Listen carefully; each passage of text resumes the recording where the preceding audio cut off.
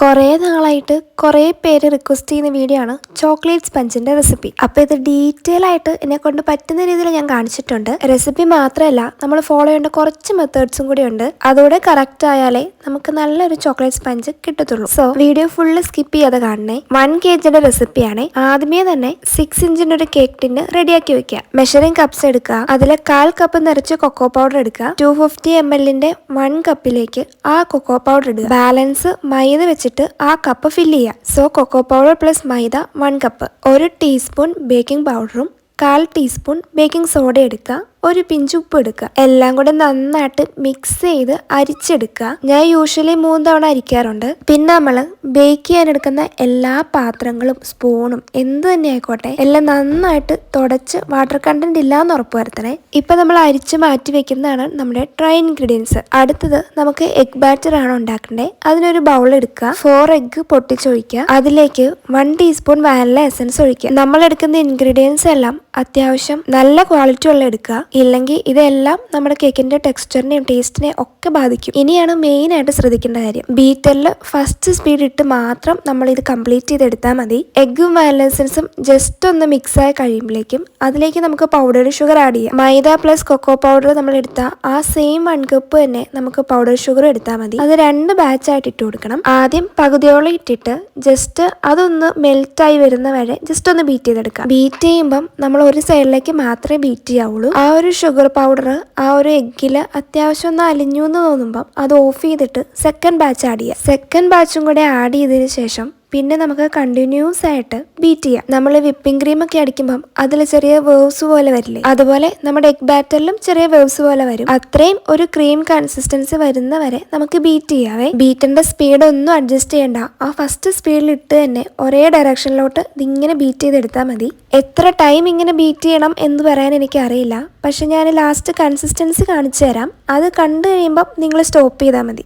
ഇപ്പം നമ്മുടെ ബാറ്ററിലുള്ള air bubbles എല്ലാം പോയിട്ട് നല്ല ക്രീം കൺസിസ്റ്റൻസിയിലെ വേവ്സ് ഒക്കെ വന്നില്ലേ. ഇനി നമുക്ക് ബീറ്റർ സ്റ്റോപ്പ് ചെയ്തിട്ട് ഓയിൽ ആഡ് ചെയ്ത് കൊടുക്കാം. ഞാൻ സൺഫ്ലവർ ഓയിൽ ആണ് യൂസ് ചെയ്യുന്നത്. 1/4 കപ്പ് സൺഫ്ലവർ ഓയിൽ നമുക്ക് ഒഴിച്ചു കൊടുക്കാം. ഇനി ഒരുപാട് നേരം ബീറ്റ് ചെയ്യണ്ട.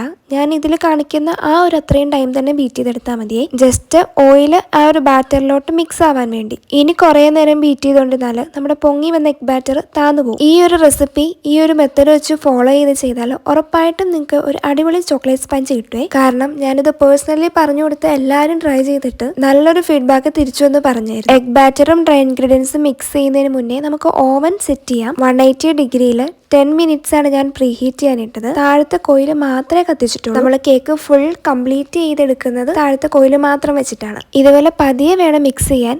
ഇപ്പൊ കാണുന്നത് ഞാൻ സ്പീഡ് കൂട്ടിയിട്ടതാട്ടോ. ഇതിലേക്ക് നമുക്ക് മിൽക്ക് ആഡ് ചെയ്യാം, ഇല്ലെങ്കിൽ ചെറു ചൂടുവെള്ളം ആണെങ്കിലും ആഡ് ചെയ്യാം. ഞാൻ ചെറിയ ചൂടുവെള്ളമാണ് ഇപ്പം ആഡ് ചെയ്യുന്നത്. ഡ്രൈ ഇൻഗ്രീഡിയൻസ് 2-3 ബാച്ച് ആയിട്ട് വേണം നമ്മൾ മിക്സ് ചെയ്തെടുക്കാൻ. ഞാൻ 2 ബാച്ച് ഇട്ടു. ഇനി കുറച്ച് വെള്ളം ഒഴിക്കും. എന്തോരം വെള്ളം ഒഴിക്കണം എന്ന് ചോദിച്ചാൽ ഞാൻ ഈ ഗ്ലാസ്സിൽ ഇത്രയും വെള്ളം എടുത്തിട്ട് ഇപ്പോൾ ഒഴിക്കുന്ന ഇത്രയും വെള്ളം മാത്രമേ നമ്മുടെ ഈ ഒരു കേക്കിലോട്ട് ആഡ് ചെയ്തിട്ടുള്ളൂ. അത്രയും വാട്ടർ ആഡ് ചെയ്ത് 2-3 ബാച്ചായിട്ട് നമ്മുടെ ഡ്രൈ ഇൻഗ്രീഡിയൻസ് ഇട്ട് കഴിഞ്ഞപ്പോൾ തന്നെ എനിക്ക് അത്യാവശ്യം റിബൺ കൺസിസ്റ്റൻസിയിലുള്ള ഒരു ബാറ്റർ കിട്ടി. ഇനിയും ഞാൻ അതിലേക്ക് വാട്ടർ ആഡ് ചെയ്താൽ ഒരുപാട് ലൂസായി പോകും. അപ്പം റിബൺ കൺസിസ്റ്റൻസി കിട്ടാനായിട്ട് ആവശ്യത്തിനുള്ള വാട്ടർ മാത്രം നമ്മൾ ആഡ് ചെയ്താൽ മതി. നമ്മുടെ എഗ് ബാറ്ററും ഡ്രൈ ഇൻഗ്രീഡിയൻസും എല്ലാം കൂടെ മിക്സ് ആക്കി കഴിഞ്ഞ് പിന്നെ ഒരുപാട് നേരം ഇളക്കിക്കൊണ്ടിരിക്കേണ്ട. നേരെ നമുക്ക് പാനിലേക്ക് മാറ്റാം. പാനിൽ ഒഴിച്ചിട്ട് ഒരുപാട് നേരം പുറത്ത് വെക്കാതെ പെട്ടെന്ന് തന്നെ നമുക്ക് ഓവനിലേക്ക് മാറ്റാം. 180 ഡിഗ്രിയിൽ 40 മിനിറ്റ് ആണ് ഞാൻ താഴത്തെ കോയിൽ മാത്രം ഓൺ ആക്കിയിട്ട് ഇത് ബേക്ക് ചെയ്തെടുക്കുന്നത്. ഗ്യാസ് സ്റ്റോപ്പിലാണെങ്കിൽ ഹൈ ഫ്ലെയിമിൽ 10 മിനിറ്റ് പ്രീ ഹീറ്റ് ചെയ്തിട്ട് കേക്ക് വെച്ച് 30 മിനിറ്റ്സ് കൊണ്ട് നമുക്ക് കേക്ക് ബേക്കാക്കി എടുക്കാൻ പറ്റും. കേക്ക് വെച്ച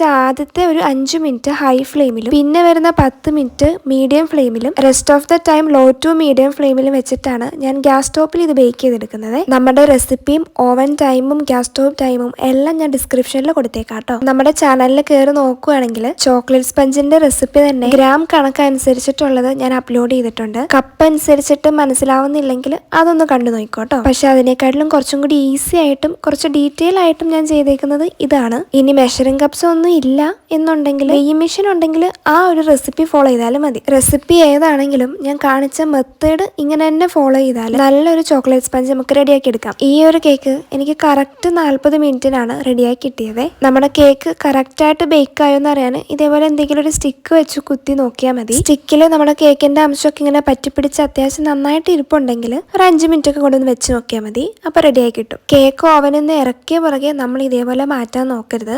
കുറച്ച് നേരം ഒന്ന് ഇരുന്ന് ആ ചൂടൊന്ന് ആറുമ്പോൾ പാനിൽ നിന്ന് ഇതേപോലെ ഒരു ബേസിലേക്ക് മാറ്റാം. എന്നിട്ട് കേക്ക് ഇങ്ങനെ ഇരുന്ന് നന്നായിട്ട് തണുത്ത് കഴിയുമ്പോൾ വേണം നമ്മൾ ലെയർ ചെയ്യാൻ. ചൂടോടെ കേക്ക് കട്ട് ചെയ്താൽ കേക്ക് ഭയങ്കരമായിട്ട് പൊടിഞ്ഞു പോകും. അപ്പൊ വീഡിയോ കണ്ടിട്ട് ഇതേപോലെ ഒന്ന് ട്രൈ ചെയ്ത് നോക്കുക. ഇഷ്ടമായാലും കമന്റ് ചെയ്യണേ. ഞാൻ ചെയ്തതിലോ പറഞ്ഞതിലോ എന്തെങ്കിലും സജഷൻസ് ഉണ്ടെങ്കിൽ അതും പറയണേ. ടാറ്റാ.